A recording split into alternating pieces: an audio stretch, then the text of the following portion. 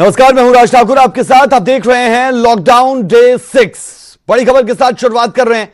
भारत में कोरोना मरीजों की संख्या और बढ़ी है। देश में अब तक कोरोना के 17,265 केस सामने आ चुके हैं। कोरोना से अब तक 543 लोग दम तोड़ चुके हैं। इलाज के बाद 2546 लोग ठीक भी हुए हैं। कोरोना के 14,175 मरीजों का इलाज अभी भी जारी है। तो ये आंकड़े हिंदुस्तान के हम आपको बताते हुए कि भारत में कोरोना मरीजों का आंकड़ा 17,000 के पार और मौतें 500 से ज्यादा। ठीक हुए लोग 2500 से ज्यादा हो चुके हैं और आप अंदाजा लगा सकते हैं कि हिंदुस्तान में भी आंकड़ा 17,000 के पार पहुंच चुका है कोरोना पॉजिटिव मरीजों का।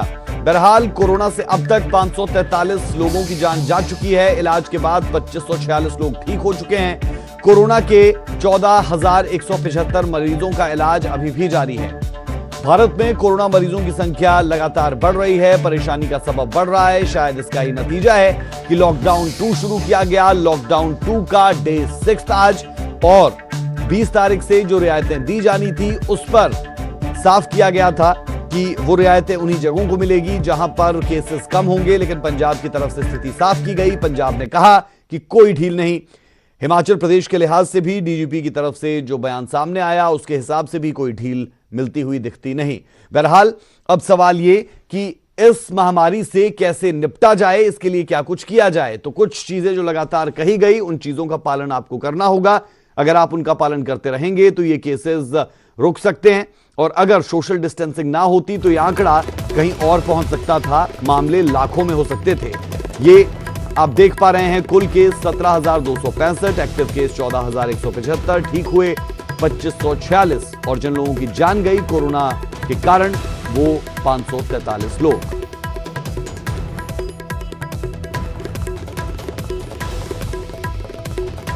और अब आपको बता दें कि बड़ी खबर क्या है। बड़ी खबर यह है कि महाराष्ट्र में सबसे ज्यादा 4,203 केस है और 223 लोगों की मौत हुई है।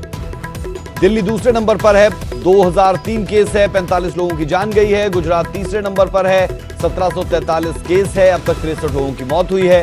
राजस्थान चौथे नंबर पर है, 1478 केस है, 14 लोगों की मौत हुई है। तमिलनाडु पांचवें नंबर पर 1477 केस, अब तक 15 लोगों की मौत।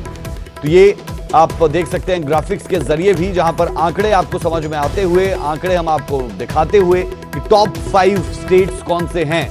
जी हां, ये वो राज्य जहां पर मामले सबसे ज्यादा।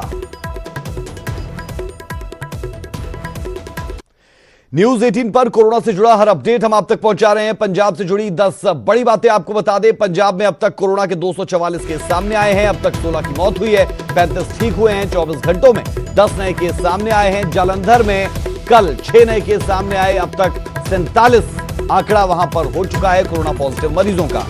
सभी केस पॉजिटिव मरीजों के संपर्क से जुड़े मोहाली के नया गांव की अगर बात करेंगे तो मोहाली के नया गांव से 4 केस सामने आए हैं। पंजाब में मोहाली में सबसे ज्यादा 61 केस है। नवाशहर के पठलावा की बुजुर्ग महिला ठीक हुई है। नवाशहर में अब सिर्फ 1 पॉजिटिव केस है। बरनाला में भी राहत की बात है कि 1 महिला ठीक हुई है। बहरहाल ये 10 बड़ी बातें हम आपके साथ साझा करते हुए, जहां पर आप देख सकते हैं मोहाली के नया गांव से 4 केस सामने आए और अब हम आपको पंजाब का मैप दिखा रहे हैं जिसके जरिए हम आपको समझाने की कोशिश कर रहे हैं कि कहां पर कितने मामले हैं, आंकड़े क्या कहते हैं। इन आंकड़ों की जुबानी आप समझ लीजिए। फिरोजपुर में 1 केस, मुक्तसर में 1 केस, तरनतारन में कोई केस नहीं बचा, रूपनगर 3, लुधियाना 16, पटियाला 26, कुल मरीज 244 पंजाब में पैर पसारता कोरोना साफ तौर पर देखा जा सकता है। मुश्किलों का सबब बढ़ता हुआ क्योंकि मामले हो चुके हैं 244। आप अगर देखेंगे तो जलंधर में भी लगातार मामले बढ़े हैं। पटियाला की अगर आप बात करेंगे 26 मामले सामने आ चुके हैं। एक ही दिन में यहां पर हमने देखा था कि 15 मामले सामने आए थे और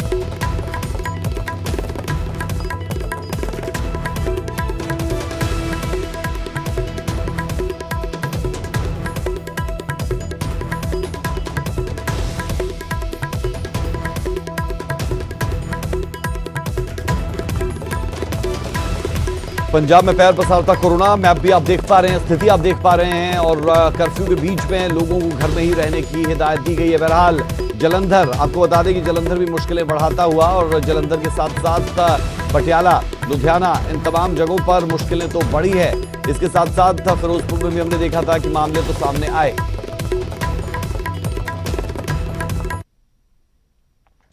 बड़ी खबर पठानकोट से सामने आई है, डरा देने वाली तस्वीरें। क्यों हम कह रहे हैं डरा देने वाली तस्वीरें? जब आप खुद देखेंगे तो आपको यकीन होगा कि वाकई में डरा देने वाली तस्वीरें हैं। ये नॉर्मल टाइम नहीं है, ये आम वक्त नहीं है। और इस आम वक्त में, जब आम वक्त होता है तब भी ऐसी तस्वीरें सामने नहीं आनी चाहिए। लेकिन अब देख लीजिए, कोरोना के इस दौर के बीच में कैसी तस्वीरें सामने आई।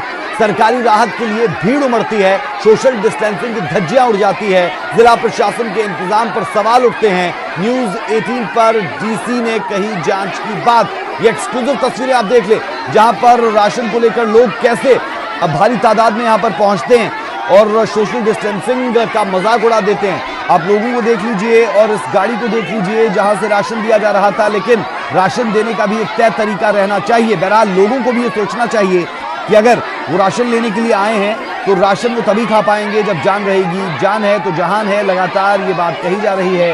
और सोशल डिस्टेंसिंग अगर नहीं होगी तो आपके लिए मुश्किलें बढ़ेंगी। ये पठानकोट से तस्वीरें सामने आई है, सरकारी राहत के लिए कैसे भीड़ उमड़ी है। और भीड़ उमड़ने के बाद लोग सामान लेकर यहां से निकलते बने, लेकिन साथ में कहीं कोरोना ना ले जाएं, इसे लेकर हिदायतें लगातार दी गई है। कर्फ्यू है, देश में लॉकडाउन है, उसके बावजूद ऐसी तस्वीरें सामने आना, सवाल तो उठेंगे। बहरहाल न्यूज 18 पर पठानकोट डीसी की तरफ से जांच की बात कही गई है, जांच की जाएगी, इस बात को कहा गया है। बहरहाल अब क्या जांच की जाती है ये बेहद जरूरी। पठानकोट के डीसी के साथ बात की हमारी सहयोगी अमृत विर्दी ने। क्या कुछ इस दौरान पठानकोट डीसी की तरफ से कहा गया, सुनिए जरा। तो डीसी साडे नाल गुरप्रीत सिंह खैरा जुड़ के ने। गुरप्रीत सिंह खैरा जी, ये वीडियो जी आई है वो सोशल डिस्टेंसिंग दी किस तरह धज्जियां उड़ाई गई ने, साफ तौर पर दिखा रही है कि जानकारी तुहाडे कोल इस वीडियो के बारे? मेरे राती ध्यान च आया जी, शाम को जब देखिए वीडियो, ये साडे एक वार्ड है, उत्थे बड़ा गरीब मुहल्ला है जिसों की वीडियो दसदे ने, सारी देखी है।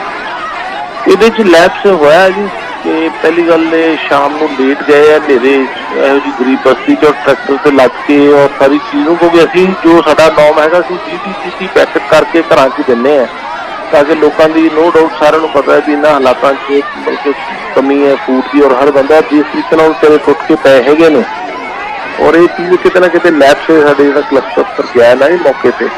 बिल्कुल गुरप्रीत सिंह जी, बड़ी लापरवाही कह सकते क्योंकि सानू इत्थे पुलिस के अधिकारी भी प्रशासनिक अधिकारी भी नजर आ रहे हैं पर किसी तरह का कोई ध्यान नहीं दिता जा रहा कि कतारां बनवा लिया जान या लोगों को जिहड़ा है वो झिड़क के पिछे कर दिता जाए, पर इत्थे तो होड़ लगी हुई है जी। उत्थे ये दस्सिया पहला जिन्ना चिर तक चानन सी कोई इन्होंने 5:30-6 बजे शुरू किया है तो उदों जो तक चानन रहा भी इस लाइना च लगे सी। द मूवमेंट थोड़ा जिहा नेरा जिहा होया तो लगा भी किते मुक ना जाए और उस तरीके फिर हफड़ा दफड़ी टाइप उत्थे पई हैगी है। नो डाउट ये लैप्स होया जी, आम लुकिंग एट इट मैं देख रहा है कि भी किस तरह होया और गलत है, होना नहीं चाहिए जी। बिल्कुल, क्योंकि गुरप्रीत सिंह जी एक पासे पूरा देश जिहड़ा लॉकडाउन है, जिहड़ी राहत मिलनी सी सरकार दे वल्लों वो भी जिहड़ी है और कैंसल कर दी गई है क्योंकि यतन किए जा रहे हैं कि लगातार लोगों को एक दूजे तो दूर रखा जाए। पर जदों अजिही वीडियो एक सामने आउंदी है तो इदा लगता है कि जिद्दां उन्हां यत्नां ते उस मेहनत ते पूरी तरह पानी फिर गया।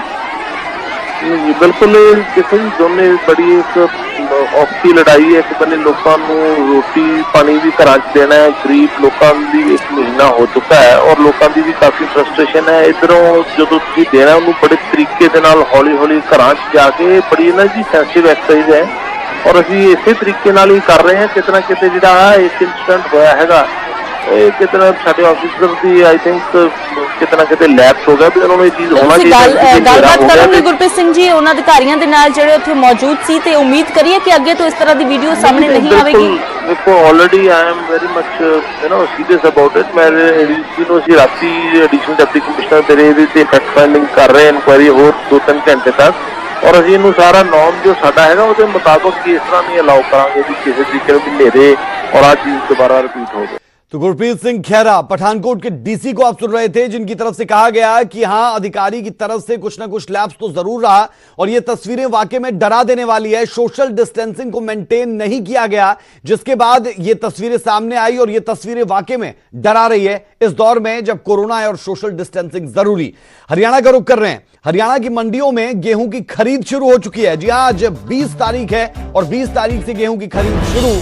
गेहूं की खरीद के लिए 186 केंद्र बनाए गए हैं। ब्लॉक स्तर पर खरीद केंद्र बनाए गए हैं। मंडियों के बाहर थर्मल स्क्रीनिंग होगी। ट्रैक्टर ट्रॉली को भी सैनिटाइज किया जा रहा है। खरीद केंद्रों पर सैनिटाइजर और मास्क उपलब्ध है।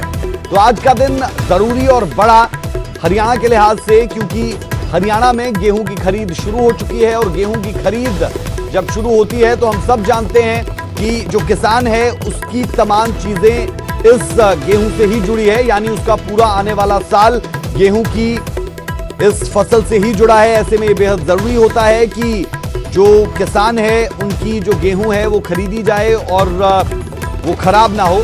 रुक कर लेते हैं रोहतक से संवाददाता धीरेन्द्र चौधरी हमारे साथ जुड़े हैं और सोनीपत से नितिन अंतिल हमारे साथ। पहले रुक कर रहे हैं रोहतक का। धीरेन्द्र, समझना चाह रहे हैं गेहूं की आवक शुरू हो चुकी है मंडियों में, बेहद जरूरी दिन किसानों के लिए, इंतजाम कैसे दिख रहे हैं, क्या स्थिति है?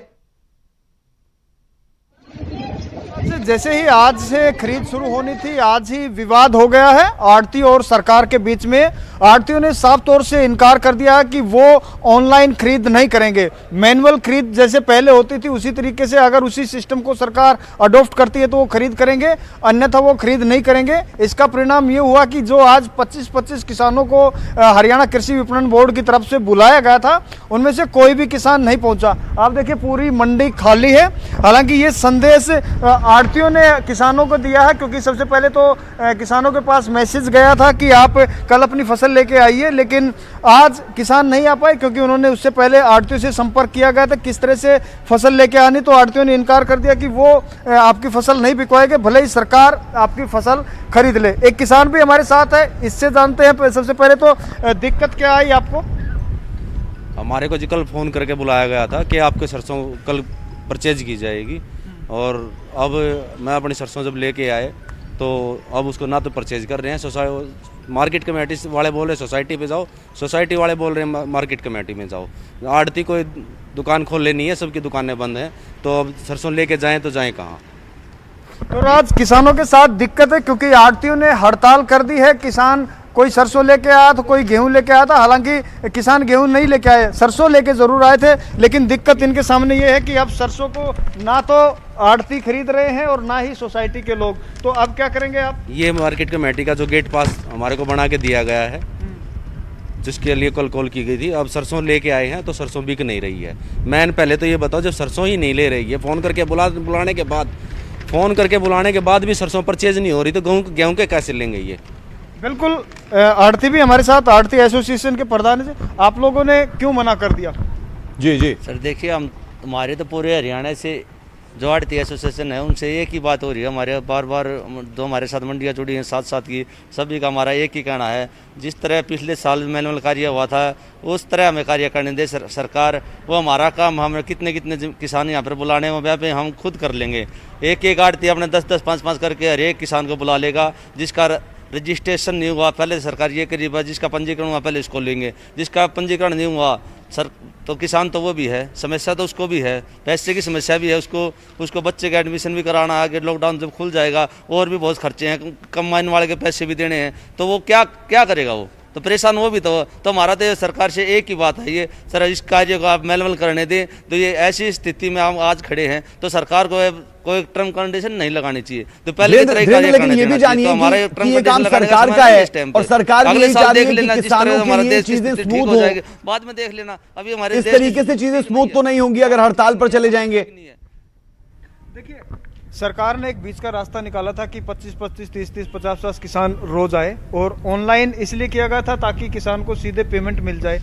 मैनुअल में और इसमें क्या फर्क है, थोड़ा आसान भाषा में समझाइए। देखो जी, किसान ऑनलाइन जुड़ना नहीं चाहता, उसको तो भैया वो कहता है हम आपके पास आएँ, हमारी फसल बिक जाए, हमें पैसे मिल जाएं।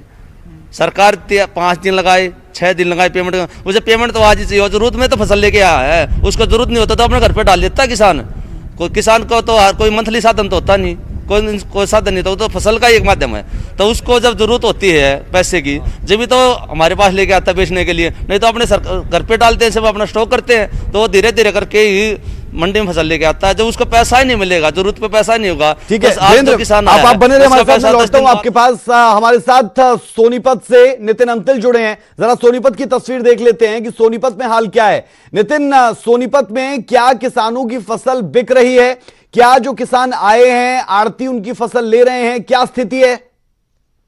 को बता दूं, आज सोनीपत में मंडी में जो किसान गेहूं लेकर एक ही किसान पहुंचा, लेकिन जो आड़ती एसोसिएशन के प्रधान पवन गोयल हैं, उनका ये कहना है कि आड़ती कोई भी फसल नहीं लेंगे, क्योंकि उनका ये कहना है कि 3 तारीख तक लॉकडाउन है और उनके पास मजदूर तक नहीं है। सरकार ने जो वादे किए थे कि मजदूर दिए जाएंगे, जो सोशल डिस्टेंसिंग है या फिर सैनिटाइजर मास्क दिए जाएंगे, लेकिन मंडी में कोई व्यवस्था सरकार की तरफ से नहीं की गई। जो आड़ती है उनका ये कहना है कि वो हड़ताल पर तो नहीं है, लेकिन उन्होंने किसानों के लिए एक 100 रुपए बोनस की मांग की है और कहा है कि किसानों से वो अपील करते हैं कि अपनी फसल को घर ही रखें, किसान की फसल को आड़ती यहां पर नहीं लेंगे। जी बिल्कुल, लेकिन स्थिति तो अजीबोगरीब है कि जो किसान आए भी उन किसानों के लिए भी कुछ हो नहीं पा रहा, और दूसरी तरफ कहा जा रहा है कि हड़ताल नहीं है। ये तो एक तरह की हड़ताल ही हो गई। नितिन, उसके साथ साथ जो किसान यहां पर आए थे उससे बातचीत हुई, वो क्या कह रहा है? क्योंकि मुश्किलें तो बढ़ेंगी आने वाले दिनों में। किसान अपने पास कितनी फसल रख लेगा, ये भी सवाल है। थे वो, लेकिन हालांकि वो फिलहाल जा चुके हैं। उनसे हमारी बातचीत हुई, उनका ये कहना है कि जो पूरा का पूरा उनकी 6 महीने की मेहनत को वो लेकर पहुंचे थे और बेचकर ही अपने घर का गुजारा करते थे। जो किसान थे उनका तो ये तक कहना था कि उन्हें शादी करनी थी, लेकिन अब फसल नहीं बिकी, वो बहुत परेशान है। एक तरफ जो आड़ती है वो हड़ताल न होने की बात कह रहे हैं, लेकिन फसल नहीं खरीद रहे हैं तो हड़ताल ही है। आप देखें, मेरे पीछे भी आप देखें कि पूरी की पूरी मंडी खाली है, सिर्फ गाड़ियां खड़ी हैं, 2-4 मजदूर ही यहाँ पर बैठे हैं जो बाहर से आड़ती थे। लेकिन जो आड़ती हैं उनका ये कहना है, एक सफाई ये है कि जो मजदूरों का वादा सरकार ने किया था कि मजदूर वो देंगे, वो पूरा नहीं किया। क्योंकि जो किसान फसल लेकर पहुंचेगा गेहूं उतारने के लिए, गेहूं बोरियों में डालने के लिए मजदूर जरूरी हैं, लेकिन सरकार उनके मजदूर देने के वादे को पूरा नहीं कर पाई। और 3 मई तक फिलहाल जो आड़ती है वो कह रहे हैं कि हम ठीक है नितिन बने रहिए हमारे साथ। तो कहीं ना कहीं जो आड़ती है वो सरकार से सीधी मांग कर रहे हैं कि मैनुअली काम किया जाए, जो बात की गई थी मजदूर दिए जाएं, वो मजदूर मिले, मास्क से लेकर सैनिटाइजर उपलब्ध हो, ये सब कुछ नहीं। ये रोहतक और सोनीपत का हाल आपने देखा। आप दोनों हमारे साथ बने रहे, स्क्रीन पर आप लगातार बने हुए हैं। हमारे साथ विजेंद्र जुड़े हैं जींद से। विजेंद्र, जींद में क्या तस्वीर है? क्योंकि आड़ती हड़ताल पर रोहतक में नजर आ रहे हैं और एक तरह की हड़ताल ही हमें सोनीपत में भी देखने को मिल रही है, लेकिन जींद की क्या तस्वीर है, जरा समझाइए। जी बिल्कुल राज, देखिए अगर जींद की बात करें तो जींद के अंदर भी हड़ताल जैसा माहौल है। आड़ती और स्ट्राइक पर हैं और फिलहाल जो है किसानों ने अनाज मंडी के अंदर गेहूं लाना शुरू कर दिया है। लेकिन एक तस्वीर अगर आपको दिखाएं तो जींद की जो अनाज मंडी है यहाँ पर अभी तक सिर्फ 2 किसान आए हैं। हालांकि आज से हरियाणा सरकार ने जैसे जो फसल खरीद शुरू की है, यहाँ पर इस समय तक काफ़ी किसान यहाँ पर आ जाते थे, पूरी मंडी भर जाती थी। और जो है आड़ती जो दुकानें हैं यहाँ पर उनके बाहर अनाज के ढेर लग जाते थे। लेकिन अब तस्वीर अगर आप देखेंगे तो सिर्फ यहाँ पर आपको पूरी मंडी खाली दिखाई देगी। सिर्फ और सिर्फ 2 किसान, एक बीबीपुर गाँव से, गुलकनी गाँव से यहाँ पर आए हैं। और इस मंडी के अंदर आधिकारिक तौर पर जो मेरी फसल मेरा ब्यौरा है, 12,000 के किसान करीब किसान रजिस्टर्ड हैं।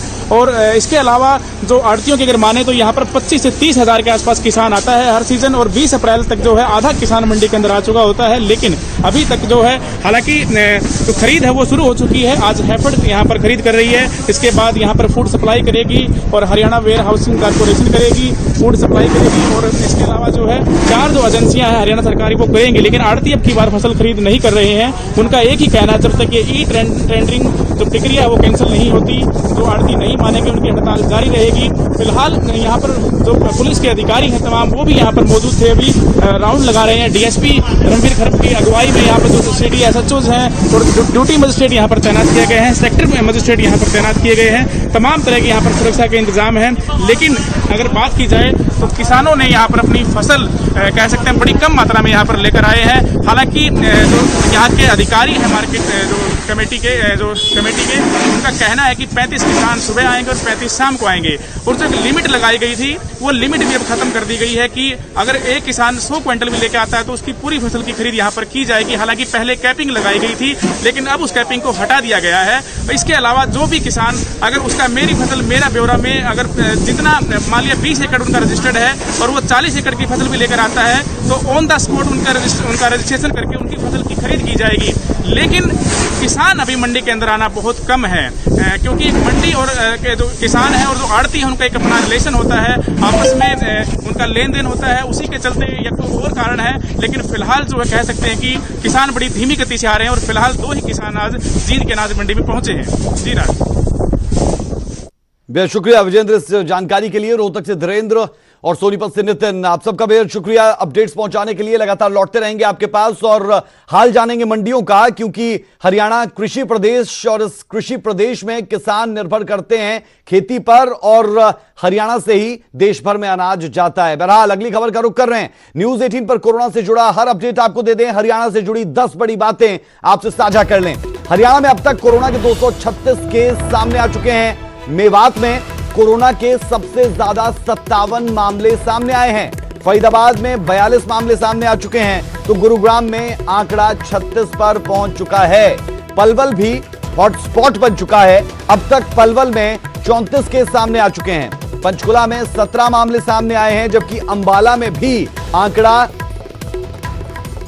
11 पर पहुंच चुका है। हरियाणा में तेजी से लोग ठीक भी हो रहे हैं। जो कोरोना पॉजिटिव मरीज वो तेजी से ठीक भी होते हुए 236 में से अब तक 90 मरीज ठीक हो चुके हैं। फरीदाबाद में 20 मरीजों ने रिकवर किया है। गुरुग्राम और पलवल में 17 मरीज ठीक हुए हैं। मेवात में भी 8 मरीज अस्पताल से डिस्चार्ज हो चुके हैं।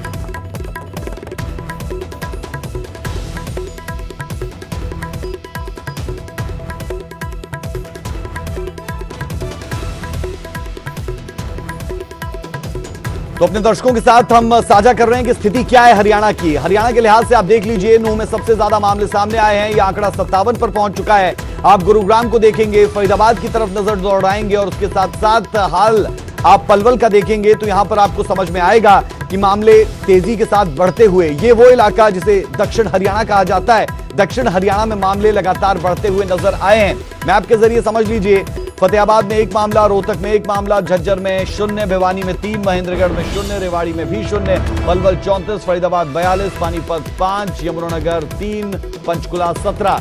ये हरियाणा की तस्वीर आपके सामने है, जहां पर आप देख पा रहे हैं कि कितने आंकड़े हैं, कितने मरीज हैं हरियाणा में, किस तरीके से कोरोना पैर पसार रहा है।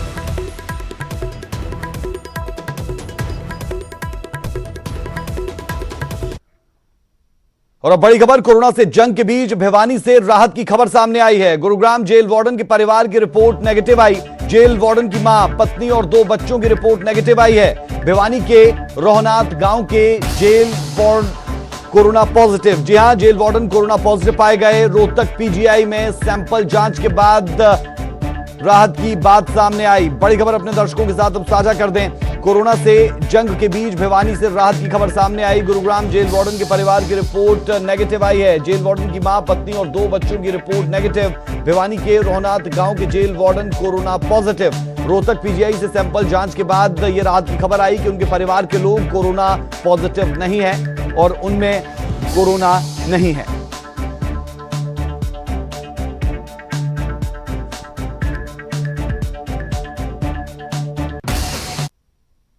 बुलेटिन में अभी के लिए हमारा और आपका साथ इतना ही। मुझे मेरी पूरी टीम को दीजिए इजाजत। खबरों का सिलसिला बदस्तूर जारी है। नमस्कार।